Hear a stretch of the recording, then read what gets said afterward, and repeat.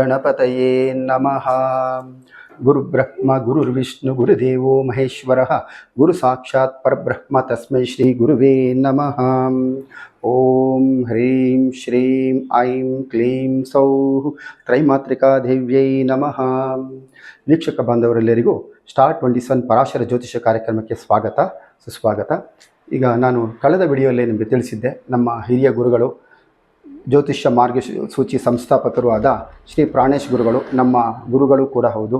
ಅವರು ನಮ್ಮ ಈ ವಿಶ್ವಾವಸು ಸಂವತ್ಸರದ ವರ್ಷ ಭವಿಷ್ಯವನ್ನು ತಿಳಿಸ್ಕೊಡ್ತಾರೆ ಅಂತ ನಿಮಗೆ ತಿಳಿಸಿದ್ದೆ. ಹಾಗಾಗಿ ಇವತ್ತು ನಮ್ಮೊಂದಿಗೆ ಬಂದಿದ್ದಾರೆ. ಅವ್ರಿಗೆ ಈ ಒಂದು ಕಾರ್ಯಕ್ರಮಕ್ಕೆ ಸ್ವಾಗತವನ್ನು ಹೇಳ್ತಾ, ನಮ್ಮ ಗುರುಗಳ ಒಂದು ಮಾರ್ಗದರ್ಶನದಲ್ಲಿ ಈ ವರ್ಷದ ವರ್ಷ ಭವಿಷ್ಯ ಯಾವ ಯಾವ ರಾಶಿಗೆ ಯಾವ ಯಾವ ರೀತಿಯ ಫಲಗಳಿದೆ, ಹೇಗಿದೆ ಅಂತ ನಮ್ಮ ಗುರುಗಳು ತಿಳಿಸ್ಕೊಡ್ತಾರೆ. ಬನ್ನಿ ಕೇಳೋಣ. ಎಲ್ಲರಿಗೂ ವಿಶ್ವಾವಸು ನಾಮ ಸಂಸ್ಥೆಯಿಂದ ಶುಭಾಶಯಗಳನ್ನು ಹೇಳ್ತಾ ಗುರುಗಳನ್ನು ಮಾತಾಡ್ಸೋಣ. ಬನ್ನಿ ಗುರುಗಳೇ, ನಮಸ್ತೆ. ನಮ್ಮ ಕಾರ್ಯಕ್ರಮಕ್ಕೆ ಸ್ವಾಗತ. ನಮ್ಮ ವಿಶ್ವಕ್ಕೆ ಬಾಂಧವರಿಗೆಲ್ಲ ಒಂದು ಶುಭವನ್ನು ಕೋರ್ತಾ ಈ ವರ್ಷದ ಸಂವತ್ಸರದ ಭವಿಷ್ಯ ಹೇಗಿದೆ ಅಂತ ತಿಳಿಸ್ಕೊಡ್ಬೇಕು ಅಂತೇಳಿ ಕೇಳ್ಕೊಳ್ತಾ ಇದ್ದೀನಿ. ಓಂ ಗಂ ಗುರುಭ್ಯೋ ನಮಃ. ಓಂ ಗಂ ಗಣಪತಿಭ್ಯೋ ನಮಃ. ಎಲ್ರಿಗೂ ನಮಸ್ಕಾರ.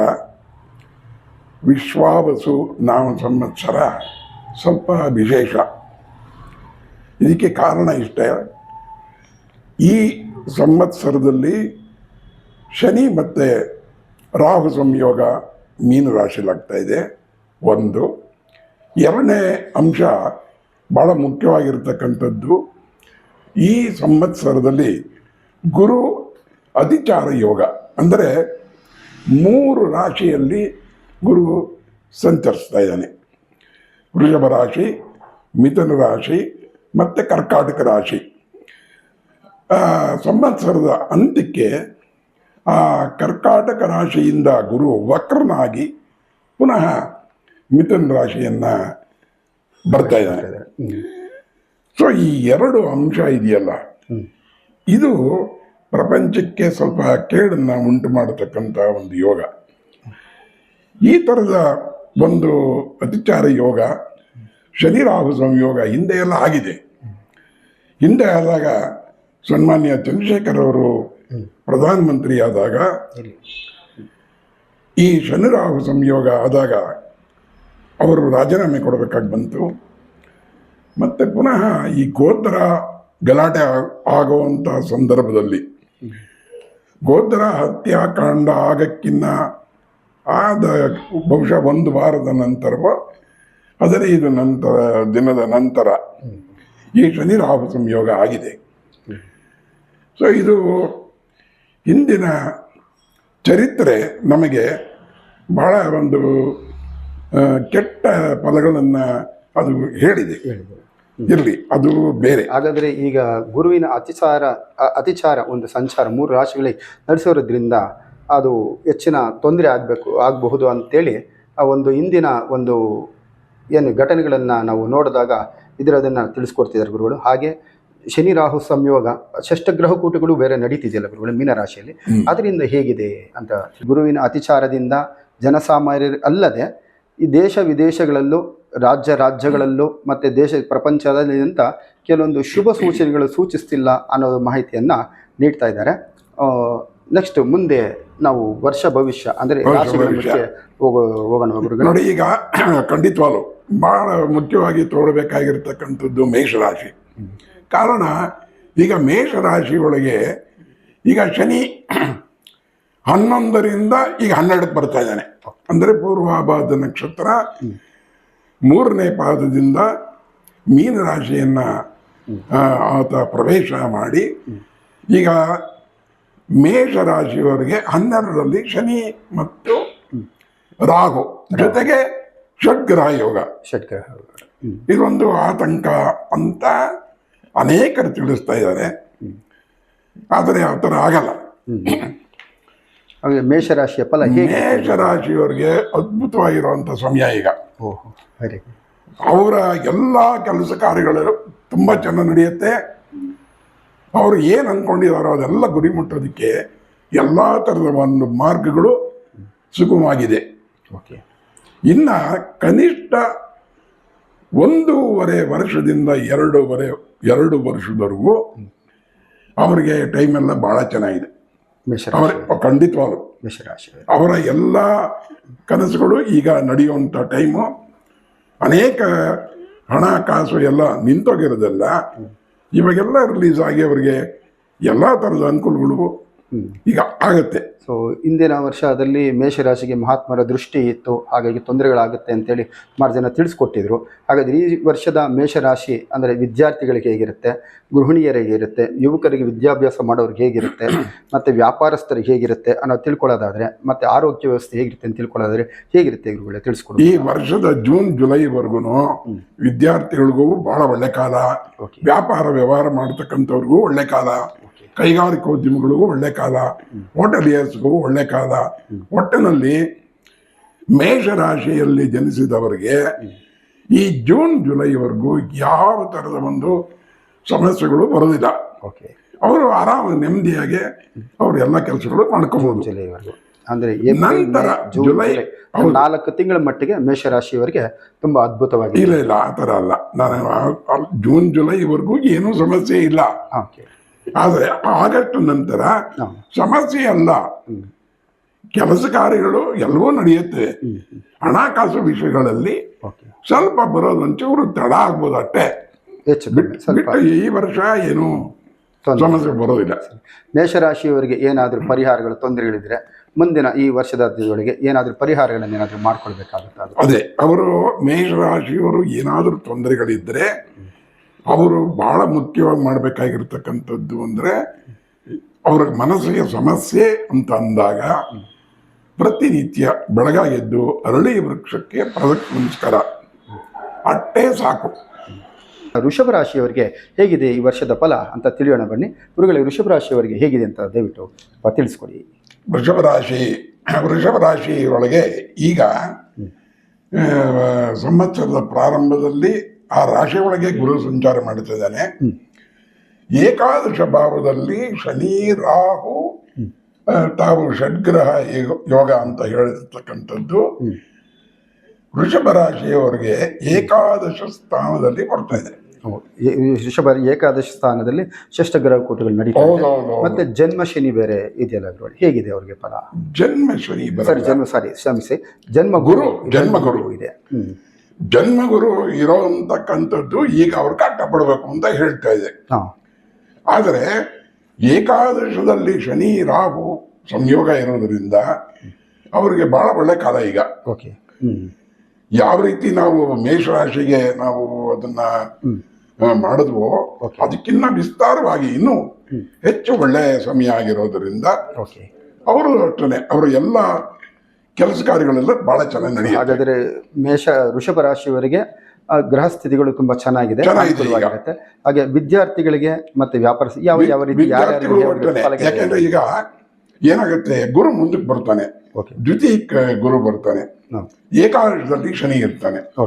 ಸೊ ಹೀಗಾಗಿ ಈ ಕಾಂಪಿಟೇಟಿವ್ ಎಕ್ಸಾಮಿನೇಷನ್ ನ ತಗೊಂಡಿರ್ತಕ್ಕಂಥ ಈಗ ರೋಹಿಣಿ ನಕ್ಷತ್ರದಲ್ಲಿರೋರು ಹುಟ್ಟಿದಂಥವ್ರು, ಕೃತಿಕಾ ನಕ್ಷತ್ರದ ಕೊನೆ ಭಾಗ ಅಂದ್ರೆ 4ನೇ ಪಾದ 3ನೇ ಪಾದ, ಮೃಗಶಿರ ನಕ್ಷತ್ರ 1ನೇ ಪಾದ 2ನೇ ಪಾದ, ಈ ನಕ್ಷತ್ರಗಳಲ್ಲಿ ಹುಟ್ಟಿದಲ್ಲಿ ವಿಶೇಷವಾಗಿ ರೋಹಿಣಿ ನಕ್ಷತ್ರದಲ್ಲಿ ಹುಟ್ಟಿದಂಥವ್ರು ಅವ್ರಿಗಂತೂ ಬಹಳ ಒಳ್ಳೆ ಕಾಲ.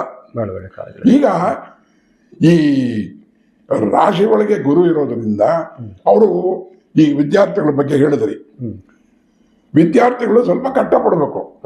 ಕಷ್ಟಪಟ್ಟರೆ ಅವರು ಒಳ್ಳೆ ಅದ್ಭುತವಾದ ಒಂದು ರಿಸಲ್ಟ್ನ ಅವರು ಪಡ್ಕೋಬಹುದು. ಇವಾಗ ಅದೇ ರೀತಿ ವ್ಯಾಪಾರಿಗಳಿಗೆ, ಬೇರೆ ಬೇರೆ ವ್ಯವಹಾರಗಳನ್ನ ಮಾಡ್ತಿರ್ತಕ್ಕಂಥವ್ರಿಗೆ, ಸ್ತ್ರೀಯರಿಗೆ, ಉದ್ಯೋಗದಲ್ಲಿರ್ತಕ್ಕಂಥವ್ರಿಗೆ ಎಲ್ರಿಗೂ ಅಷ್ಟೇ ಈಗ ಒಳ್ಳೆ ಕಾಲ ಆಗಿರೋದ್ರಿಂದ. ಆಮೇಲೆ ಇದು ಬರೀ ಅದೊಂದೇ ಅಲ್ಲ, ಆರೋಗ್ಯದ ಸ್ಥಿತಿ ಹೇಗಿರ್ಬೋದು? ಆರೋಗ್ಯ ಖಂಡಿತವಾಗ್ಲೂ ಅದು ಈಗ ಅನಾರೋಗ್ಯದಿಂದ ಬಳಲ್ತಾ ಇರ್ತಕ್ಕಂಥವ್ರಿಗೆ ಖಂಡಿತವಾಗ್ಲೂ ಆರೋಗ್ಯ ವೃದ್ಧಿ ಆಗುತ್ತೆ. ಇದು ಒಂದೇ ಅಲ್ಲ, ಈ ಉದ್ಯೋಗ ಬದಲಾವಣೆ ಮಾಡಬೇಕು ಅಂತ ಹೇಳಿ ಪ್ರಯತ್ನ ಪಡ್ತಿರೋರಿಗೆ ಈಗ ಒಳ್ಳೆ ಕಾಲ. ಅದು ಪ್ರಮೋಷನ್ ಬೇಕು ಅಂತ ನೋಡೋರ್ಗು, ಪ್ರಮೋಷನ್ ಬರೋರಿಗೆ, ವಿಶೇಷವಾಗಿ ಸರ್ಕಾರಿ ಕೆಲಸಗಳಿರ್ತಕ್ಕಂಥವ್ರಿಗೆ ಸ್ವಲ್ಪ ಅನುಕೂಲ ಆಗುವಂತ ಜಾಗಗಳಿಗೆ ನಾವು ಟ್ರಾನ್ಸ್ಫರ್ ಮಾಡ್ಕೋಬೇಕು ಅಂತಿರೋರಿಗೆ ಅವ್ರಿಗೆಲ್ಲ ಬಹಳ ಚೆನ್ನಾಗಿದೆ ಟೈಮು. ಅವರು ಪ್ರಯತ್ನ ಪಡ್ಬೋದು ಈಗ. ಯಾಕೆಂದ್ರೆ ಈಗ ಮೇ ಜೂನ್ ಇದೇ ಟೈಮಲ್ಲಿ ಎಲ್ಲ ಕಾರ್ಯಗಳು ಆಗತ್ತೆ, ಇವಾಗ ಅನುಕೂಲ ಆಗತ್ತೆ. ಸೊ ಒಟ್ಟಾರೆಯಾಗಿ ವೃಷಭ ರಾಶಿಯವರಿಗೆ ಈ ವರ್ಷದ ಫಲ ಅತ್ಯಂತ ಶುಭವಾಗಿದೆ. ವಿದ್ಯಾರ್ಥಿಗಳು ಸ್ವಲ್ಪ ಶ್ರಮದಿಂದ ಪ್ರಯತ್ನ ಪಟ್ಟರೆ ಗುರು ಮುಂದೆ ಅವರಿಗೆ 2ನೇ ಮನೆಗೆ ಪ್ರವೇಶ ಆಗ್ತಿರೋದ್ರಿಂದ ಹೆಚ್ಚು ಶುಭ ಫಲಗಳನ್ನ ನಿರೀಕ್ಷೆ ಮಾಡಬಹುದು ಮಾಡಬಹುದು. ಅವ್ರಿಗೆ ಏನಾದ್ರು ಸಂಕಟ ಕಾರ್ಯಗಳು ಏನಾದ್ರು ಸಂಕಟ ಕಾರ್ಯ ಬಂದಾಗ ಬೇರೆ ಗ್ರಹಗಳಿಂದ ಏನು ಅಷ್ಟು ಹೆಚ್ಚು ಕಾಣ್ತಾ ಇಲ್ಲ. ಆ ಗುರುಗ್ರಹವಾಗಿರೋದ್ರಿಂದ ಅವರು ಗ್ರಹಕ್ಕೆ ಸಂಬಂಧಪಟ್ಟಂತ ಒಂದು ಶಾಂತಿಯನ್ನ ಅವರು ಮಾಡ್ಕೊಂಡ್ರೆ ಸ್ವಲ್ಪ ಅನುಕೂಲ ಆಗತ್ತೆ, ಗ್ಯಾರಂಟಿ. ಸೊ ಅವ್ರು ಏನ್ ಮಾಡ್ಕೋಬಹುದು? ಮಂತ್ರವನ್ನ ಮಾಡಬಹುದಾ, ಇಲ್ಲ ಯಾವ್ದಾದ್ರು ಸ್ತೋತ್ರಗಳನ್ನ ಮಾಡ್ಬೇಕಲ್ಲ, ಇಲ್ಲ ಗುರುಗಳ ಮಂತ್ರ ಸ್ತೋತ್ರಗಳೆಲ್ಲ ಅವರವರ ಭಾವನೆಗಳಿಗೆ ಅವರವ್ರ ಏನನ್ನ ಯಾವ್ದಾದ್ರು ಪರಿಹಾರ ತಿಳಿಸ್ಕೊಡ್ಬೋದು? ಅದೇ ಪರಿಹಾರ ಅಂದ್ರೆ ಗುರು ಸೇವೆಯನ್ನ ಮಾಡಬೇಕು. ಗುರುಗಳನ್ನ ಹೋಗಿ ನೋಡ್ಬೇಕು, ಅವರ ಗುರುಗಳನ್ನ ಹೋಗಿ ಮಾತಾಡಿಸ್ಬೇಕು.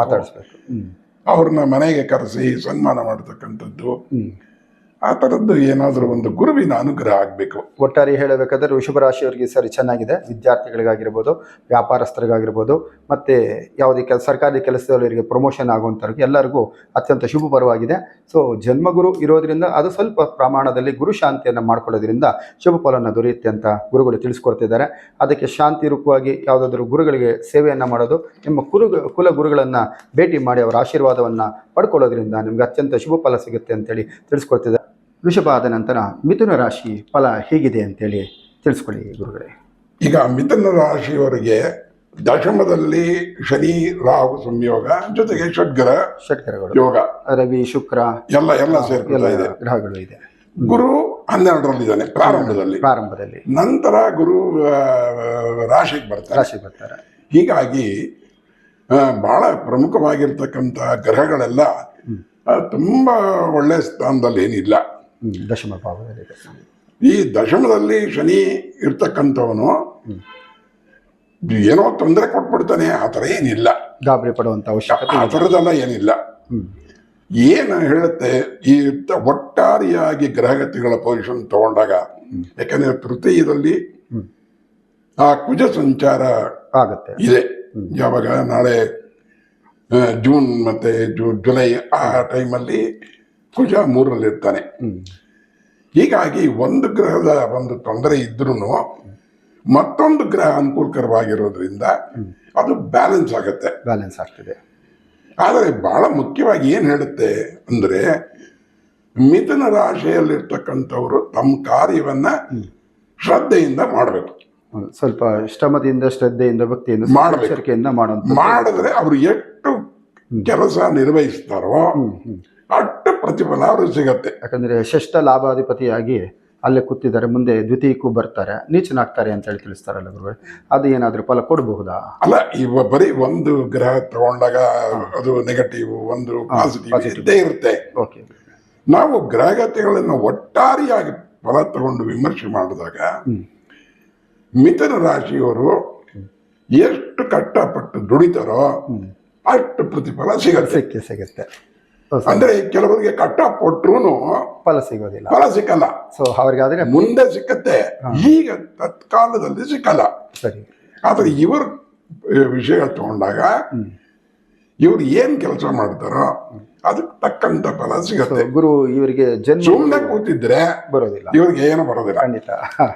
ಸೊ ಇವರಿಗೆ ಪರಿಹಾರ ಮಾಡ್ಕೊಳ್ಬೇಕಾದ್ರೆ ಈಗ ಜನ್ಮ ಗುರು ಬೇರೆ ಬರುತ್ತೆ ಅಂತಾರಲ್ಲ, ಇನ್ನು ಮುಂದಿನ ದಿನಗಳಲ್ಲಿ ಜನ್ಮ ಗುರು ಬರುತ್ತೆ. ವರ್ಷಾಂತ್ಯಕ್ಕೆ ಗುರು ಮುಂದಕ್ಕೆ ಬರ್ತಾನೆ. ಮುಂದಕ್ಕೆ ಬಂದಾಗ ಗುರು ಸ್ವಲ್ಪ ಅನುಕೂಲ ಬರುತ್ತೆ.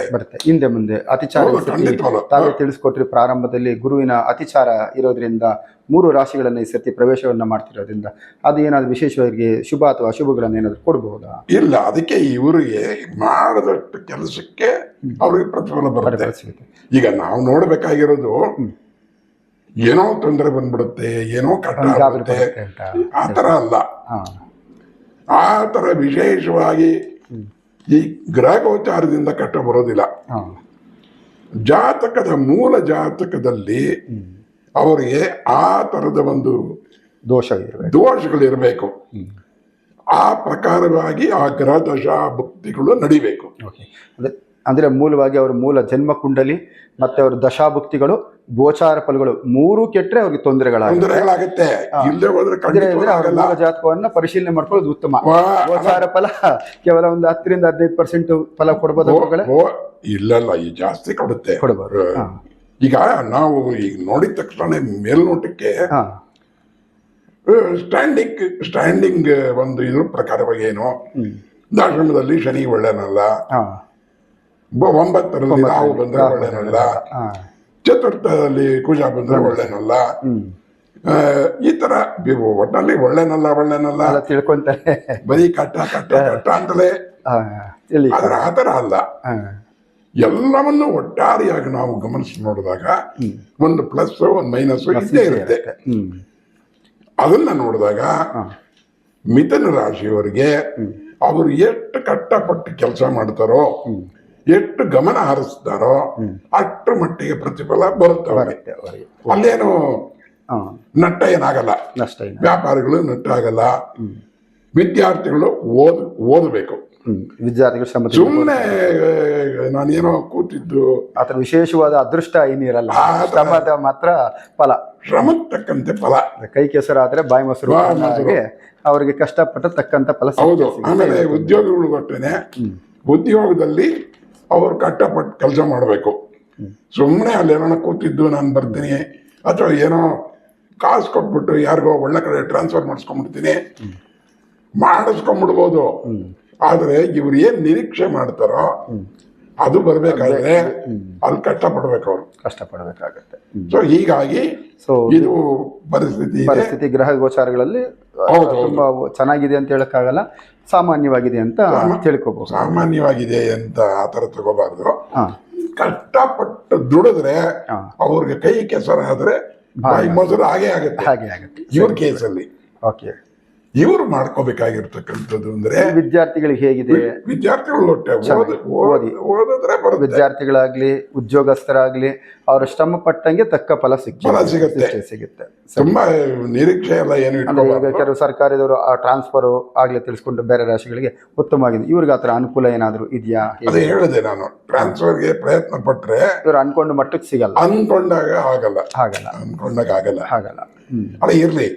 ಇವರಿಗೆ ಏನಾಗುತ್ತೆ, ಈ ರಾಹು ಮಹಾನುಭಾವ ಈ ಮೇ ತಿಂಗಳಕ್ಕೆ ಹಿಂದಕ್ಕೆ ಬರೋದ್ರೆ 9ಕ್ಕೆ ಬರ್ತಾರೆ. ಸೊ ಹೀಗಾಗಿ ಆ ಶನಿ ಮತ್ತೆ ರಾಹು ಬೇರ್ಪಡ್ತಾರೆ. ಆವಾಗ ರಾಹು ಸಂಬಂಧಪಟ್ಟಂತ ಮಿಥುನ ರಾಶಿಯವರು ಅವ್ರಿಗೆ ಸಂಕಟ ಕಾಲದಲ್ಲಿ ಏನೆಲ್ಲ ಪರಿಹಾರಗಳನ್ನ ಮಾಡ್ಕೊಳ್ಬೇಕಾಗುತ್ತೆ ಅಂತ ತಿಳಿಸ್ಕೊಂಡು. ಅದೇ ರಾಹು ಸಂಬಂಧಪಟ್ಟಂತಹದ್ದು ಸರ್ಪ ಸಂಬಂಧಪಟ್ಟಂತ ಕ್ಷೇತ್ರಗಳಿಗೆ ಹೋಗಿ ಬರಬೇಕು.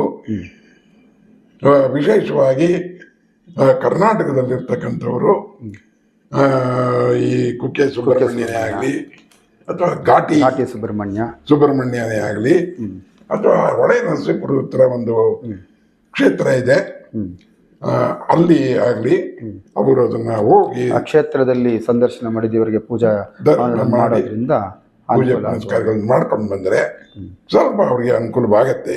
ಧಾನ್ಯಗಳು ಏನಾದರೂ ಕೊಡೋದಾದ್ರೆ ಏನ್ ಕೊಡ್ಬೋದು? ಅದೇ ಸರ್ಪ ಸಂಬಂಧಪಟ್ಟಂತಹ ದಾನಗಳು, ವಿಶೇಷವಾಗಿ ಉದ್ದಿನ ಬೇಳೆಯಿಂದ ಮಾಡಿರ್ತಕ್ಕಂಥ ಭಕ್ಷ್ಯ, ಅದನ್ನ ಅವರು ಮಾಡೋದ್ರಿಂದ ಅನುಕೂಲ ಆಗುತ್ತೆ.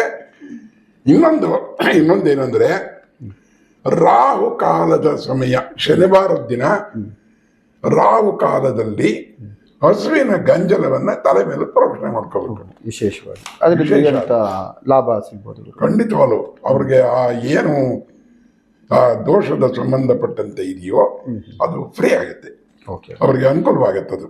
ಸೊ ಹಾಗಾದ್ರೆ ಮಿಥುನ ರಾಶಿಯವರಿಗೆ ಅವರಿಗೆ ಈ ಸರ್ತಿ ಆರಿದ್ರ ನಕ್ಷತ್ರದವರಿಗೆ ಅವರು ವಿಶೇಷವಾಗಿ ಸ್ವಲ್ಪ ಈ ಥರದ್ದೆಲ್ಲ ಒಂದು ದೋಷಗಳ ಪರಿಹಾರಗಳನ್ನ ಇಲ್ಲಿವರೆಗೂ ಏನ್ ನಾವು ಮಾತಾಡಿದ್ವೋ ಅದು ಹೆಚ್ಚು ಗಮನ ಕೊಡಬೇಕು. ಆರಿದ್ರ ಮತ್ತು ಪುನರ್ವಸು ಎರಡು ಆರಿದ್ರ ನಕ್ಷತ್ರಕ್ಕೆ ಹೆಚ್ಚು. ಮಿಥುನ ರಾಶಿಯವರು ಆರಿದ್ರ ನಕ್ಷತ್ರ ಸ್ವಲ್ಪ ವಿಶೇಷವಾಗಿ ಶಾಂತಿಗಳನ್ನ ಮಾಡ್ಕೊಳ್ಳೋದ್ರಿಂದ ಅವ್ರಿಗೆ ಯಾವುದೇ ತರ ಸಂಕಟಗಳು ಬಂದಾಗ ಅವರು ಈ ಸಾರಿ ಅಂದ್ರೆ ರಾಹುವಿನ ಗ್ರಹ ಅದು ಅಪ್ರದಕ್ಷಿಣಾಕಾರದಲ್ಲಿ ಹೋಗಿ 9ನೇ ಮನೆಗೆ ಬರೋದ್ರಿಂದ ಅವರಿಗೆ ತೊಂದರೆಗಳಾಗಿದೆ ಅಂತ ಗುರುಗಳು ತಿಳಿಸ್ಕೊಡ್ತಿದ್ದಾರೆ. ಸೊ ಹಾಗಾಗಿ ಮಿಥುನ ರಾಶಿಯವರಿಗೆ ಯಾವುದೇ ಸಂಕಟ ಕಾಲ ಬಂದಾಗ ನೀವು ಏನಪ್ಪ ಶಾಂತಿ ಮಾಡಿಕೊಡು ಅಂದರೆ ಈ ರಾಹುವಿಗೆ ಅಂದರೆ ಸರ್ಪಗಳಿಗೆ ಸಂಬಂಧಪಟ್ಟಂಗೆ ಅಂದರೆ ಘಾಟಿ ಸುಬ್ರಹ್ಮಣ್ಯ ಇರ್ಬೋದು, ಕುಕ್ಕೆ ಸುಬ್ರಹ್ಮಣ್ಯ ಇರಬಹುದು, ಇಲ್ಲಾಂದರೆ ಒಳೆ ನರಸೀಪುರದ ಇದೆ. ಆ ಕ್ಷೇತ್ರಗಳನ್ನ ಸಂದರ್ಶನ ಮಾಡಿ ವಿದುರಾಶ್ಪತ್ಯ ಅದು ಕೂಡ ಹತ್ರನೇ ಇದೆ. ಸೊ ಗೌರಿಬಿದನೂರ್ ಹತ್ರ ಇದೆ. ಮಡಕಶಿರಾ ಹತ್ರ ಒಂದು ಮಡಕಶಿರಾ ಹತ್ರ ನಾಗಲಮಡಿಕೆ ಈ ತರ ಸರ್ಪಗಳಿಗೆ ಸಂಬಂಧ ಸುಬ್ರಹ್ಮಣ್ಯ ಸ್ವಾಮಿನೂ ಕೂಡ ಮಾಡ್ಬೋದಲ್ಲ ಗುರುಗಳೇ? ಸುಬ್ರಹ್ಮಣ್ಯ ಸ್ವಾಮಿ ಅವೆಲ್ಲ ಕ್ಷೇತ್ರ ಸುಬ್ರಹ್ಮಣ್ಯ ಅವರು ಈ ತರ ಊರುಗಳಿಗೆ ಹೋಗಕ್ಕಾಗಿಲ್ಲ ಅಂದ್ರೆ ಅಟ್ಲೀಸ್ಟ್ ಮನೆ ಹತ್ರ ಇರುವಂತ ಮನೆಯೊಳಗೆ ಒಂದು ನಾಗ ಬಿಂಬನ ಇಟ್ಕೊಂಡು ಪ್ರತಿನಿತ್ಯ ಅದಕ್ಕೆ ಹಾಲಾಭಿಷೇಕವನ್ನ ಕೂಡ ಮಾಡೋದ್ರಿಂದ ಅವರಿಗೆ ಅನುಕೂಲ ಆಗ್ಬೋದು. ಹೊರಗಡೆ ಹೋಗಕ್ಕಾಗಲ್ಲ, ಕ್ಷೇತ್ರಗಳು ವಿಸಿಟ್ ಮಾಡೋಕ್ಕಲ್ಲ, ಮನೆಯಲ್ಲೇ ಇದ್ದು ನಮಗೆ ಕಷ್ಟ ಆಗುತ್ತೆ, ವಯಸ್ಸಾಗಿದೆ, ಇಲ್ಲ ಕೆಲಸದ ಒತ್ತಡಗಳಿದೆ ಅನ್ನೋರಾದ್ರೆ ಒಂದು ನಾಗ ದೇವತೆಯ ಒಂದು ಬಿಂಬವನ್ನು ಒಂದು ವಿಗ್ರಹವನ್ನು ಇಟ್ಟು ಅದು ಪ್ರತಿನಿತ್ಯ ಅಭಿಷೇಕ ಮಾಡೋದ್ರಿಂದ ಅವರ ದೋಷಗಳ ಪರಿಹಾರ ಆಗುತ್ತೆ ಅಂತ ತಿಳಿಸ್ಕೊಡ್ತಿದ್ದಾರೆ. ಹಾಗಾಗಿ ಇದನ್ನು ಅವರು ಪಾಲಿಸ್ಕೊಳ್ಳೋದ್ರಿಂದ ಈ ವರ್ಷ ಅವರಿಗೆ ಅತ್ಯಂತ ಉತ್ತಮ ಅಂತ ಫಲ ಸಿಗುತ್ತೆ ಅಂತೇಳಿ ತಿಳಿಸ್ಕೊಡಿದ್ದಾರೆ. ಹಾಗೆ ಮುಂದೆ ಕಟಕ ರಾಶಿಯ ಭವಿಷ್ಯ ಹೇಗಿದೆ ಅಂತ ತಿಳ್ಕೊಳ್ಳೋಣ. ಗುರುಗಳು ನಮಗೆ ತಿಳಿಸ್ಕೊಡ್ತಾರೆ. ಗುರುಗಳು ಈಗ ಕಟಕ ರಾಶಿಯವರಿಗೆ ಯಾವ ರೀತಿಯ ಗ್ರಹ ಸ್ಥಿತಿಗಳು ಹೇಗಿದೆ, ಯಾವ ಕಟಕ ರಾಶಿಯವರ ಅಲ್ಲದೆ ಅವರ ಯಾವ ನಕ್ಷತ್ರಗಳಿಗೆ ಯಾವ ರೀತಿಯ ಫಲ ಸಿಗುತ್ತೆ ಅಂತೇಳಿ ದಯವಿಟ್ಟು ನಮ್ಮ ವೀಕ್ಷಕರಿಗೆ ತಿಳಿಸ್ಕೊಡಿ ಅಂತ ಕೇಳ್ಕೊಡ್ತಾರೆ. ನೋಡಿ, ಕರ್ಕಾಟಕ ರಾಶಿಯವರಿಗೆ ಈ ಶನಿ ಮಹಾನುಭಾವ ಅಷ್ಟಮದಲ್ಲಿದ್ದ ಇಲ್ಲಿವರೆಗೂ. ಈ ಅಷ್ಟಮದಲ್ಲಿ ಶನಿ ವಿಶೇಷವಾಗಿ ಈ ಒಂದು ಗ್ರಹಗಳ ಒಂದು ಈ ಕಾಂಬಿನೇಷನ್ ನೋಡೋ ರೀತಿಯೊಳಗೆ ಬಂದಾಗ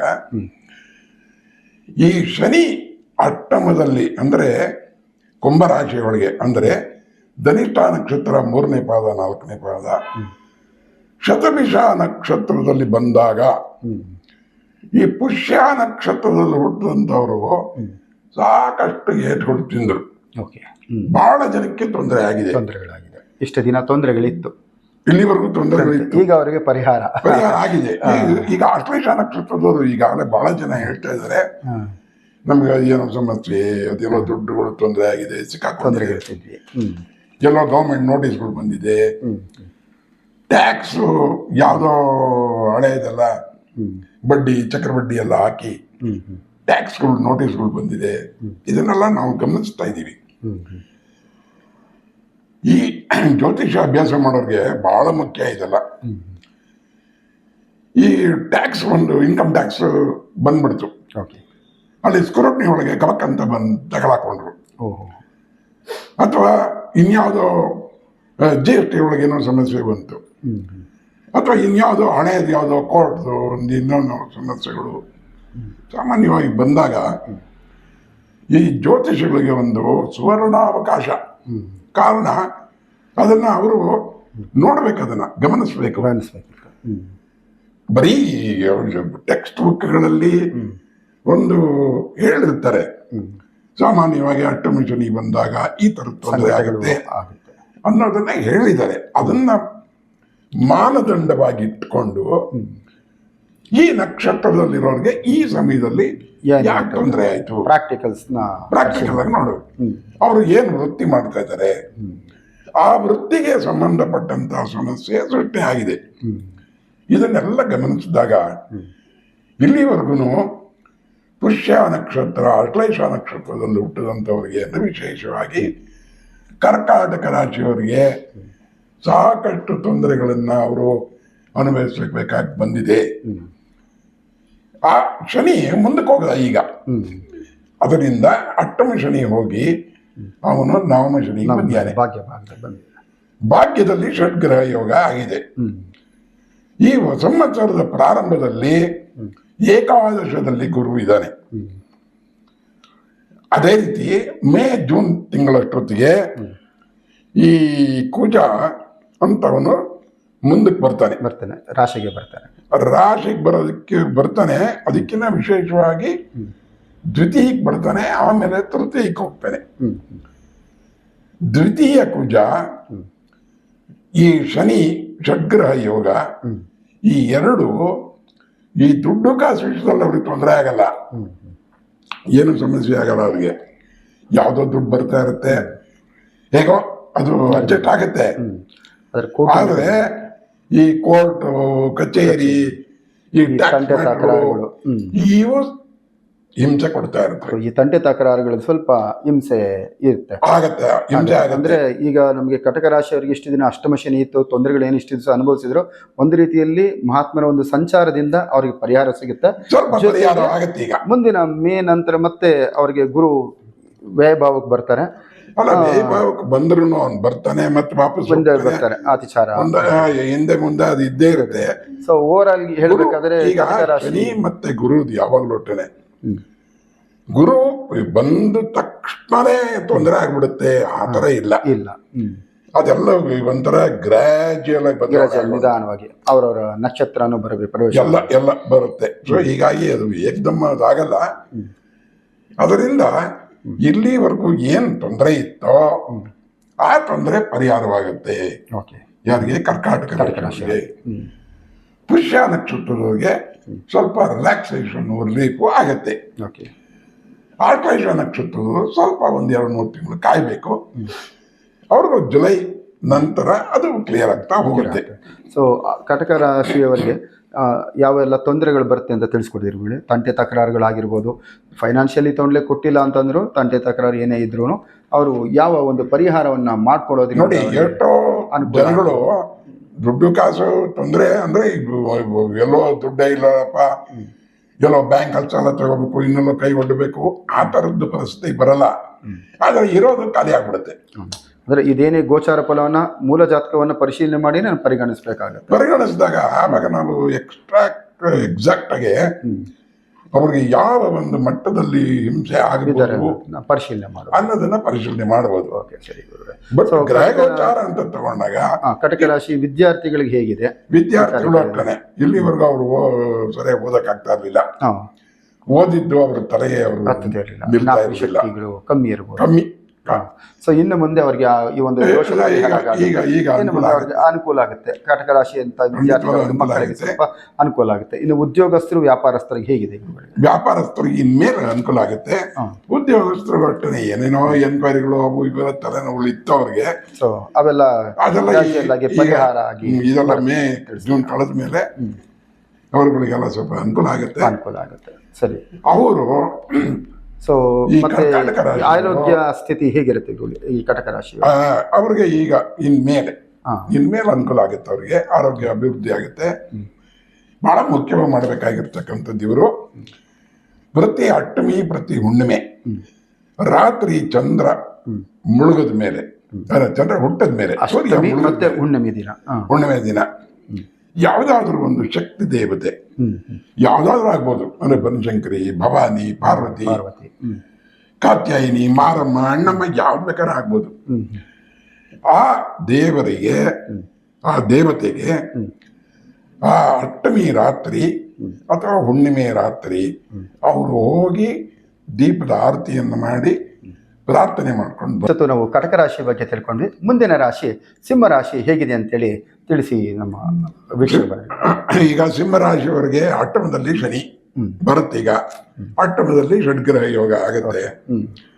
ಈ ಗುರು ದಶಮಕ್ಕೆ ಬರ್ತಾನೆ, ಏಕಾದಶಕ್ಕೆ ಬರ್ತಾನೆ, ತಿರ್ಗಾ ವಾಪಸ್ ದಶಮಕ್ಕೆ ಹೋಗ್ತಾನೆ. ಈಗ ಯಾರ್ಯಾರು ಮನೆಗಿನ ಕಟ್ಟಿದಾರಲ್ಲ ಅವ್ರುಗಳೆಲ್ಲ ಸ್ವಲ್ಪ ಹುಷಾರಾಗಿರ್ಬೇಕು. ಮನೆ ಕಟ್ಟಿರೋರು ಸರಿಯಾದ ಟೈಮ್ಗೆ ಸರಿಯಾಗಿ ಆ ಕಂತು ಏನ್ ಕಟ್ಟಬೇಕು, ಆ ದುಡ್ಡು ಬಂದಿರೋದನ್ನ ಆಯಾ ಬಾಪ್ಗಳಿಗೆ ವಿನಿಯೋಗ ಮಾಡಬೇಕು. ಅನಗತ್ಯವಾಗಿ ದುಡ್ಡು ಕಾಸು ವಿಷಯದಲ್ಲಿ ತುಂಬಾ ಸ್ಟ್ರೈನ್ ಮಾಡ್ತಾರೆ. ಈಗ ಸಿಂಹ ರಾಶಿಯವರಿಗೆ ಗ್ರಹಗಳಂತಂದ್ರೆ ಈಗ ಅಷ್ಟಮ ಶನಿ ಮತ್ತೆ ಅಷ್ಟಮ ಸ್ಥಾನದಲ್ಲೇ ಷಡ್ಗ್ರಹ ಕೂಟಗಳು ನಡೀತಾ ಇದೆ. ಗುರುವಿನ ಅತಿಚಾರ ಬೇರೆ ನಡೆಯುತ್ತೆ. ಸೊ ಇದು ಒಂದು ಸಿಂಹ ರಾಶಿಯ ಫಲ ಅನ್ನೋದಾದ್ರೆ, ಇನ್ನು ಸಿಂಹ ರಾಶಿಯಲ್ಲಿ ಬರುವಂತ ನಕ್ಷತ್ರಗಳು ಮಕ, ಪುಬ್ಬ ನಕ್ಷತ್ರಗಳಿಗೆ ಯಾವ ನಕ್ಷತ್ರಕ್ಕೆ ಏನಾದರೂ ತೊಂದರೆ ಆಗ್ಬೋದು ಅಂತ ತಿಳ್ಕೊ. ಯಾವ ನಕ್ಷತ್ರಕ್ಕೆ ತೊಂದರೆ ಆಗ್ಬೋದು? ಉತ್ತರ ನಕ್ಷತ್ರಕ್ಕೆ ದಕ್ಷಿಣಕ್ಕೆ ಏನು ಸಮಸ್ಯೆ ಆಗಲ್ಲ. ಮಕ ನಕ್ಷತ್ರದಲ್ಲಿ ಹುಟ್ಟಂತವರು ಮತ್ತೆ ಪುಬ್ಬ ನಕ್ಷತ್ರದ ಪ್ರಾರಂಭದ ಪಾದಗಳು ಒಂದೆರಡನೇ ಪಾದಗಳಿಗೆ ಅವ್ರು ಮಾತ್ರ ಸಮಸ್ಯೆಗಳು ಬರಬಹುದು. ಸಮಸ್ಯೆಗಳು ಬರುತ್ತೆ ಅಂತ ಹೇಳಲ್ಲ, ಕೆಲವು ಸಮಸ್ಯೆಗಳೇ ಬರಲ್ಲ. ಯಾಕಂದ್ರೆ ಅವ್ರು ರಿಸ್ಕ್ ತಗೊಳ್ಳಲ್ಲ. ತಗೊಳ್ಳಲ್ಲ. ಇರ್ಲಿ ಸರಿ ಸರ್, ಹಾಗಾದ್ರೆ ಈಗ ಸಿಂಹ ರಾಶಿಯಲ್ಲಿ ಇರುವಂತವರಿಗೆ ರಾಶಿಯವರಿಗೆ ಅಷ್ಟಮ ಶನಿ ಇದೆ, ಷಡ್ಗ್ರಹ ಕೂಟಗಳು ನಡೀತಾ ಇದೆ. ಅವರಿಗೆ ವಿದ್ಯಾರ್ಥಿಗಳಿಗೆ ಯಾವ ರೀತಿಯಾಗಿದೆ? ವಿದ್ಯಾರ್ಥಿಗಳು ತುಂಬಾ ಕಷ್ಟಪಟ್ಟು ಓದ್ಬೇಕು. ಓದದೆ ಹೋದ್ರೆ ಅವರು ಬಹಳ ಕಷ್ಟ. ಸ್ವಲ್ಪ ಅಷ್ಟಮ ಶನಿ ಇದೆ, ಆಮೇಲೆ ಡೈವರ್ಷನ್ ಜಾಸ್ತಿ ಆಗುತ್ತೆ ಇವಾಗ. ಮತ್ತೆ ವೈವಾಹಿಕ ಜೀವನ, ವಿವಾಹ ಜೀವನ, ಅದೇ ವೈವಾಹಿಕ ಜೀವನಕ್ಕೆಲ್ಲ ಸಂಬಂಧ ಏನಿಲ್ಲ. ವೈವಾಹಿಕ ಸಂಬಂಧ ಕೇಳೋದಕ್ಕೆ ಅವರ ಮೂಲ ಜಾತಕದಲ್ಲಿ ಇರಬೇಕದು. ಯಾಕಂದ್ರೆ ಎಲ್ಲರೂ ಕೇಳ್ತಾರೆ, ಸಪ್ತಮ ಶನಿ ಇದ್ದಿದ್ದು ಸಪ್ತಮಾಧಿಪತಿಗೆ ನಾರ್ಮಲ್ ಆಗಿ ಅವ್ರಿಗೆ ಮ್ಯಾಚಿಂಗ್ ಬರುವಂತದ್ದು, ಅವ್ರಿಗೆ ಅಷ್ಟಮಕ್ಕೆ ಹೋಗಿರೋದ್ರಿಂದ ಏನಾದ್ರೂ ಸಮಸ್ಯೆ ಆಗಬಹುದಾ? ಈಗ ಗೋಚಾರ ಬೇರೆ, ನೀವು ಫಲಭಾಗ ನೋಡೋದು, ಜಾತಕದ ಫಲಭಾಗ ಇದೆಯಲ್ಲ ಅದು ಬೇರೆ, ಅದು ಒಂದಕ್ಕೊಂದು ಮಿಕ್ಸ್ ಮಾಡ್ಕೊಂಡು ಬರೋಣ ಇಲ್ಲ. ಸರಿ. ಸೊ ಹಾಗಾದ್ರೆ ವಿದ್ಯಾರ್ಥಿಗಳಿಗೆ ಗಂಡ ಹೆಂಡತಿ ಸಂಬಂಧ ಪ್ರಶ್ನೆ ಬಂದಾಗ ಮಾತ್ರ ಅದು ಮೂಲ ಜಾತಕಕ್ಕೆ ಹೋಗ್ಬೇಕು. ಈ ಗ್ರಹ ಗೋಚಾರಕ್ಕೂ ಗಂಡ ಹೆಂಡತಿ ಸಂಬಂಧ ಸೊ ಹಾಗಾದ್ರೆ ನಾವು ಇಲ್ಲಿ ತಗೋಬೇಕಾದ್ರೆ ಗೋಚಾರದಿಂದ ಹೆಚ್ಚು ಫಲ. ಈಗ ವ್ಯಾಪಾರ ಮಾಡಕ್ಕೂ ಗೋಚಾರಕ್ಕೂ ಸಂಬಂಧ ಇಲ್ಲ. ವ್ಯಾಪಾರ ಮಾಡಿರೋರು ಏಳು ಬೀಳು ಅದು ಮಾತ್ರ ಗ್ರಹ ಗೋಚಾರದಿಂದ ನಿರ್ಣಯ ಮಾಡಬಹುದು. ಸೊ ಹಾಗಾಗಿ ಅವರಿಗೆ ಮೂಲ ಜಾತಕವನ್ನ ವೈವಾಹ ಜೀವನ ನೋಡ್ಬೇಕಾದ್ರೆ ಮೂಲ ಜಾತಕ ಹೇಗಿದೆ ಅಂತ ಪರಿಶೀಲನೆ ಮಾಡಬೇಕು, ಮಾಡಿ ನಂತರ ನೋಡ್ಕೊಳ್ಳೋದು ಶುಭ ಅಂತ ಹೇಳ್ತೀರಾ? ಶುಭ. ಹಾಗಾದ್ರೆ ಈ ವರ್ಷ ಅವರು ಎಲ್ಲಾ ವಿಷಯಗಳಲ್ಲೂ ಸ್ವಲ್ಪ ಎಚ್ಚರಿಕೆ ತಗೊಳ್ಳೋದು ಉತ್ತಮ. ಬೇಕವರು ಈ ಮನೆ ಕಟ್ಟಿರೋರು ಮಾತ್ರ, ಮನೆ ಕಟ್ಟಕ್ಕೆ ಪ್ಲಾನ್ ಮಾಡಿರೋರು ಮಾತ್ರ ಅದೇನ್ ತೊಂದರೆ ಇಲ್ಲ, ಖಂಡಿತವಾದ ಅವ್ರಿಗೆ ಮನೆ ಆಗುತ್ತೆ. ಸೈಟು ಮನೆ ಮಾಡೋಂಥ ಟೈಮ್ ಇವಾಗ ಅವ್ರಿಗೆ. ಸೊ ಹೀಗಾಗಿ ಅವೆಲ್ಲ ಏನು ಸಮಸ್ಯೆ ಇಲ್ಲ. ಆದರೆ ಯಾವುದಕ್ಕೆ ನಾವು ದುಡ್ಡನ್ನ ತಗೋತೀವೋ ಅದಕ್ಕೆ ಖರ್ಚು ಮಾಡಬೇಕು. ಆಮೇಲೆ you must stick on to budget provision. ನಾವು ಏನು ಮನೆ ಕಟ್ಟಕ್ಕೆ ಪ್ಲಾನ್ ಮಾಡ್ತೀವೋ ಆ ಪ್ಲಾನ್ ಪ್ರಕಾರವೇ ಹೋಗ್ಬೇಕು. ಸಿಸ್ಟಮ್ಯಾಟಿಕ್ ಒಂದು ಪ್ಲಾನ್ ಮುಖಾಂತರನೇ ಒಂದು ಟೈಮ್ ಟೇಬಲ್ ಅದೇ ಪ್ರಕಾರವಾಗಿ ಫೈನಾನ್ಷಿಯಲ್ ಇರ್ಬೋದು ಮತ್ತೆ ಗೃಹ ನಿರ್ಮಾಣದಲ್ಲಿ ಇರಬಹುದು, ಅವರು ಸೂಕ್ತ ಕ್ರಮ ಮತ್ತೆ ಜಾಗ್ರತೆಯಿಂದ ಅವರ ಹಣವನ್ನು ವ್ಯಯ ಮಾಡೋದು ಉತ್ತಮ ಅಂತ ತಿಳಿಸ್ತೀರಾ? ಇವರ ಕಟ್ಟಕಾಲ ಪರಿಸ್ಥಿತಿಯೊಳಗೆ ಅವರಿಗೆ ವಿದ್ಯಾರ್ಥಿಗಳಿಗೆಲ್ಲ ಹೇಗಿದೆ? ಆ ವಿದ್ಯಾರ್ಥಿಗಳು ಮಾತ್ರ ಕಷ್ಟಪಡಲೇಬೇಕು. ಅವರು ಕಷ್ಟಪಡದೆ ಹೋದ್ರೆ ಸುಮ್ಮನೆ ಅನಗತ್ಯವಾಗಿ ಅವರು ಉದ್ಯೋಗ ಮತ್ತೆ ಸರ್ಕಾರಿ ಕೆಲಸ, ರಾಜಕೀಯದವ್ರಿಗೆ ಹೇಗಿದೆ? ರಾಜಕೀಯದವ್ರಿಗೂ ಈಗ ಕಟ್ಟವೆ, ಉದ್ಯೋಗದಲ್ಲಿರೋರು ಕಟ್ಟವೆ, ಕೆಲಸಕ್ಕೆ ಬರ್ದಿರೋ ಜಾಗಗಳಿಗೆ ಟ್ರಾನ್ಸ್ಫರ್ ಆಗೋ ಚಾನ್ಸಸ್ ಇರುತ್ತೆ. ಸೊ ಅದರಿಂದ ಈಗ ತಕ್ಷಣಕ್ಕೆ ಸುಮ್ಮನಿರ್ಬೇಕು ಅವರು. ತುಂಬಾ ಇದು ಮಾಡೋದು ಶನಿ ಸಂಬಂಧಪಟ್ಟಂತ ಒಂದು ಪರಿಹಾರ. ಸಿಂಹರಾಶಿಯವರಿಗೆ ಅಷ್ಟು ಶುಭವಾಗಿಲ್ಲ. ಅವರಿಗೆ ಕೆಲವು ಯಾವ ರೀತಿಯನ್ನ ಸಿಂಹರಾಶಿಯವರು ಪರಿಹಾರ ಮಾಡ್ಕೊಂಡ್ರು? ಪರಿಹಾರ ಶನಿ ಸಂಬಂಧಪಟ್ಟಂತ ಒಂದು ಇದನ್ನ ಮಾಡ್ಕೋಬೇಕು. ಅವರು ಏನ್ ಮಾಡ್ಕೋಬಹುದು? ಶನಿ ದೇವಸ್ಥಾನಕ್ಕೆ ಹೋಗ್ಬೇಕು. ಈ ತುಂಬಾ ಅತ್ಯಂತ ವಯಸ್ಸಾಗಿರುವಂತ ಇವ್ರಿಗೆ, ಸಾಧು ಸನ್ಯಾಸಿಗಳಿಗೆ ಚಪ್ಪಲಿ ಕೊಡಬೇಕು. ಚಪ್ಪಲಿ ಕೊಟ್ರೆ ಅವ್ರ ಅರ್ಧ ಪೀಡೆ ಅವ್ರದ್ದು ಪರಿಹಾರ. ಆಮೇಲೆ ಈ ನೀಲಿ ವಸ್ತ್ರ ಅದನ್ನ ದಾನ ಕೊಡಬೇಕು. ಶನಿಗೆ ಸಂಬಂಧಪಟ್ಟಂತ ಎಳ್ಳಿನ ದೀಪ ಹಚ್ಚಬೇಕು. ಶನಿವಾರ ದಿನ ರಾತ್ರಿ ಒಪ್ಪತ್ತು ಉಪವಾಸ ಇರಬೇಕು. ಕಂಬಳಿ ಹಾಸ್ಕೊಂಡು ಮಲ್ಕೋಬೇಕು. ಬರೀ ನೆಲದ ಮೇಲೆ ಮಲ್ಕೊಳ್ಳಿ ಅಂತ ಹೇಳಲ್ಲ, ಕಂಬಳಿ ಹಾಸ್ಕೊಂಡು ಮಲ್ಕೋಬೇಕು. ಇದು ಮಾಡಿದ್ರೆ ಸೊ ಸಿಂಹರಾಶಿಯವರಿಗೆ ಯಾವ್ದು ಸಂಕಟ ಕಾಲಗಳು ಬಂದಾಗ ಈ ವರ್ಷ ಸಿಂಹರಾಶಿಗೆ ಅಷ್ಟು ಹೇಳಿಕೊಳ್ಳುವಂತ ಅಷ್ಟು ಶುಭ ಫಲ ಇಲ್ಲ ಅನ್ನೋ ತರ ಗೋಚಾರ ಇರೋದ್ರಿಂದ ಅವ್ರಿಗೆ ಸಾಮಾನ್ಯವಾಗಿ ಪ್ರತಿ ಶನಿವಾರ ಅವರು ಶನಿ ಮಹಾಸ್ವಾಮಿಗೆ ದೇವಸ್ಥಾನಕ್ಕೆ ಹೋಗಿ ಎಳ್ಳೆಣ್ಣೆ ಅಥವಾ ಎಳ್ಳಭಿಷೇಕವನ್ನ ಕೊಡೋ ಮುಖಾಂತರ ಮತ್ತೆ ಬಡ ಅಥವಾ ವಯಸ್ಸಾದ ವೃದ್ಧರಿಗೆ ಕಂಬಳಿ ಅನ್ನೋ ದಾನವನ್ನ ಕೊಡೋದ್ರಿಂದ ಅವರಿಗೆ ಅನುಕೂಲ ಆಗ್ಬೋದಲ್ಲ? ಆಗತ್ತೆ, ಖಂಡಿತವಾಗ್ಲೂ ಆಗುತ್ತೆ. ಇನ್ನು ಶಿವಾರಾಧನೆ, ಆಂಜನೇಯನ ಪೂಜೆ ಅಂತಾರೆ, ಅದೇನಾದ್ರೂ ಮಾಡ್ಕೋಬೇಕಾಗ್ತದೆ? ಶಿವನ ಸಂಬಂಧಪಟ್ಟಂತೆ ಈ ಸಿಂಹರಾಶಿಯವರಿಗೆ ಶಿವನ ಆರಾಧನೆ ಯಾವಾಗಲೂ ಒಳ್ಳೆಯದು. ವಿಶ್ವಾವಸು ಸಂವತ್ಸರದಲ್ಲಿ ಕನ್ಯಾ ರಾಶಿಯವರಿಗೆ ಹೇಗಿದೆ ಫಲಗಳು? ಮತ್ತೆ ಗ್ರಹ ಗೋಚಾರದಲ್ಲಿ ಗ್ರಹಗಳು ಹೇಗಿದೆ? ಅವರಿಗೆ ಯಾವ ರೀತಿಯ ಫಲ ಇದೆ? ಯಾವ ನಕ್ಷತ್ರ ತೊಂದರೆ ಆಗ್ಬೋದು, ಯಾವ ನಕ್ಷತ್ರ ಶುಭ ಆಗ್ಬೋದು ಅನ್ನೋದು ತಿಳಿಸ್ಕೊಡಿ. ಈ ಕನ್ಯಾ ರಾಶಿಯವರಿಗಂತೂ ಈಗ ಬಹಳ ಒಳ್ಳೆ ಸಮಯ. ಶನಿ ಇಲ್ಲಿವರೆಗೂ ಇದ್ದವನು ಸಪ್ತಮಕ್ಕೆ ಹೋಗ್ತಾನೆ. ಷಷ್ಠ ಭಾವದಲ್ಲಿದ್ದರು ಸಪ್ತಮಕ್ಕೆ ಹೋಗ್ತಾನೆ. ಅಲ್ಲ ಹೋದ್ರೂ ಈ ವಿಶ್ವಾವಸು ನಾಮ ಸಂವತ್ಸರದಲ್ಲಂತೂ ಅದ್ಭುತವಾದ ಕಾಲ.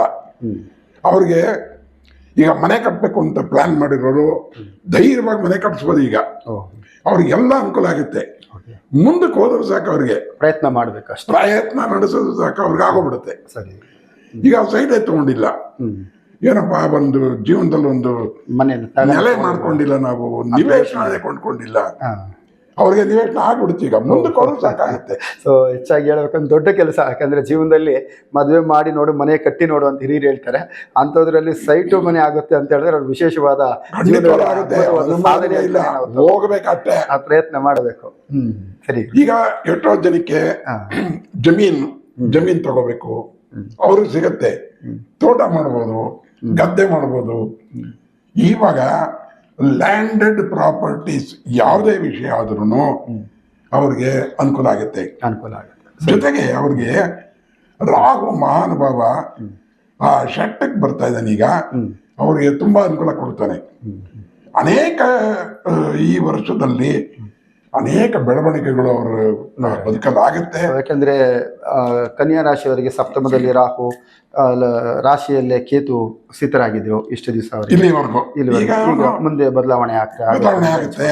ಮತ್ತೆ ಸಪ್ತಮ ಶನಿ ಮತ್ತೆ ಷಷ್ಠಗ್ರಹಗಳಿಗೆ ಏನಾದ್ರು ಈಗ ಜಸ್ಟ್ ಎಂಟರ್ ಆಗ್ತಿರೋದು ಅವ್ರಿಗೆ, ಆದ್ರಿಂದ ಏನಾತರ ತೊಂದರೆ ಆಗಲ್ಲ. ಮುಂದಿನ ಅಂದ್ರೆ ಯಾವ ನಕ್ಷತ್ರದವ್ರಿಗೆ ಇನ್ ಕೇಸ್ ಏನಾದ್ರು ಎಫೆಕ್ಟ್, ಯಾವ ನಕ್ಷತ್ರಕ್ಕೆ ಶುಭ, ಯಾವ ನಕ್ಷತ್ರಕ್ಕೆ ಅಶುಭ ಆಗ್ಬೋದು? ಇಲ್ಲ, ಅಶುಭದ ಪ್ರಶ್ನೆ ಇಲ್ಲ. ಪ್ರಾರಂಭದಲ್ಲಿ ಇರೋದ್ರಿಂದ ಅವರು ಈಗ ಉತ್ತರ ನಕ್ಷತ್ರ ಕಾಲಾನ ಕಳೆದಂತೆ ಕಾಲಕ್ರಮೇಣ ಹಸ್ತ ನಕ್ಷತ್ರ, ಕಾಲಕ್ರಮೇಣ ಚಿತ್ತ ನಕ್ಷತ್ರ. ಅಂದ್ರೆ ಒಬ್ಬರಿಗೆ ಈಗ ಮೊದಲು ಪ್ರಾರಂಭದಲ್ಲಿ ಉತ್ತರ ನಕ್ಷತ್ರದವರಿಗೆ ಬೇಗನೆ ಆಗ್ಬಿಡುತ್ತೆ, ಹಸ್ತ ನಕ್ಷತ್ರಕ್ಕೆ 1 ತಿಂಗಳು 2 ತಿಂಗಳು ಸ್ವಲ್ಪ ತಡ ಆಗ್ಬೋದು. ಈಗ ಚಿತ್ತ ನಕ್ಷತ್ರದವರಿಗೆ ಸೈಟ್ ತಗೊಳ್ಬೇಕು ಅಂತ ಉತ್ತರ ನಕ್ಷತ್ರದವರು ಪ್ರಯತ್ನ ಪಡ್ತಾರೆ, ಸಿಕ್ಬಿಡುತ್ತೆ. ಹಸ್ತ ನಕ್ಷತ್ರದವರು ಪ್ರಯತ್ನ ಪಡ್ತಾರೆ, ಚಿತ್ತ ನಕ್ಷತ್ರದವರು ಪ್ರಯತ್ನ ಪಡ್ತಾರೆ. ಉತ್ತರ ನಕ್ಷತ್ರದವ್ರಿಗೆ ಮೇ ಜೂನ್ ಆಗೋಗ್ಬಿಡುತ್ತೆ. ಹಸ್ತ ನಕ್ಷತ್ರದಲ್ಲಿರೋರಿಗೆ ಇನ್ನೊಂದು 2 ತಿಂಗಳು.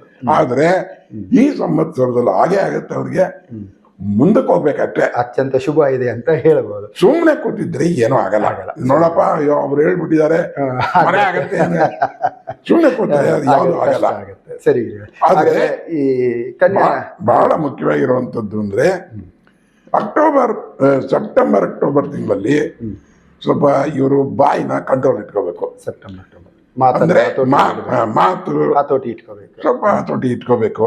ಅನಗತ್ಯವಾಗಿ ಮಾತಾಡೋದು, ಉಗ್ರವಾಗಿ ಮಾತಾಡೋದು, ಕಟುವಾದಂತ ಮಾತುಗಳಿಂದ ಸ್ವಲ್ಪ ಅಂದಷ್ಟು ಕ್ರಿಯೇಟ್ ಆಗ್ಬೋದು. ಸ್ವಲ್ಪ ಅದನ್ನು ನೋಡ್ಕೋಬೇಕು. ಓವರ್ ಆಲ್ ಈಗ ವಿದ್ಯಾರ್ಥಿಗಳಿಗೆ ಹೇಗಿದೆ? ವಿದ್ಯಾರ್ಥಿಗಳಿಗೆ ಟೈಮ್ ಚೆನ್ನಾಗಿದೆ. ಈಗ ಮತ್ತೆ ಉದ್ಯೋಗಸ್ಥರಿಗೆ ಈಗ ಅವರು ಕಷ್ಟಪಟ್ಟರೆ ಒಳ್ಳೆ ಕ್ಲಾಸಲ್ಲಿ ಪಾಸ್ ಮಾಡ್ಬೋದು. ಕಾಂಪಿಟೇಟಿವ್ ಎಕ್ಸಾಮಿನೇಷನ್ ಇರೋರು ಅವರು ಪಾಸಿಂಗ್ಗೆ ನಿಯರ್ ಹೊರಟೋಗ್ತಾರೆ. ಅದು ಅವ್ರ ಎಫರ್ಟ್ ಮೇಲೆ ದಡ ದಾಟೋದು ಅಥವಾ ದಡದಲ್ಲಿ ನಿಂತ್ಕೊಳ್ಳೋದು ಅವ್ರ ಎಫರ್ಟ್ ಮೇಲೆ ಹೋಗುತ್ತೆ. ಇನ್ನು ಅವರು ಸ್ವಲ್ಪ ಎಫೆಕ್ಟ್ ಹಾಕಿದ್ರೆ ವಿದ್ಯಾರ್ಥಿಗಳು ಅತ್ಯಂತ ಉತ್ತಮ ಫಲವನ್ನ ಸಿಗುತ್ತೆ. ಮತ್ತೆ ಈಗ ಸರ್ಕಾರಿ ಕೆಲಸದವರಿಗೆ ಕೆಲಸದವರೆಲ್ಲ ಪ್ರಯತ್ನ ಪಟ್ಟರೆ ಒಳ್ಳೆ ಕಡೆ ಆಗುತ್ತೆ. ಅವರಿಗೆ ಟ್ರಾನ್ಸ್ಫರ್ಗಳಾಗಿರ್ಬೋದು, ಪ್ರಮೋಷನ್ಗಳೇನಾಗ್ಬೋದು, ಖಂಡಿತವಾಗ್ಲೂ ಆಗುತ್ತೆ. ಮತ್ತೆ ಉದ್ಯೋಗ ಬದಲಾವಣೆ ಮಾಡೋರಿಗೆ ಇವಾಗ ಒಳ್ಳೆ ಕಾಲ. ಈ IT BT ಅಲ್ಲಿರೋರೆಲ್ಲ ಈಗ ಪ್ರಯತ್ನ ಪಟ್ರೆ ಒಳ್ಳೆ ಸ್ಯಾಲರಿಗಳು ಜಂಪ್ ಸಿಗುತ್ತೆ, ಒಳ್ಳೆಯದು ಅನುಕೂಲ ಆಗುತ್ತೆ. ಇವರಿಗೆ ಏನಾದರೂ ಪರಿಹಾರ ಅಂದ್ರೆ ಇವರಿಗೆ ಏನಾದರೂ ಸಂಕಟ ಕಾಲಗಳು ಏನಾದರೂ ಈ ವರ್ಷದ ಗೋಚಾರ ಫಲದಲ್ಲಿ ಯಾವುದೇ ಗ್ರಹದಿಂದ ಏನಾದರೂ ಆಗುವಂತ ಸಾಧ್ಯತೆಗಳು ಇದೆಯಾ?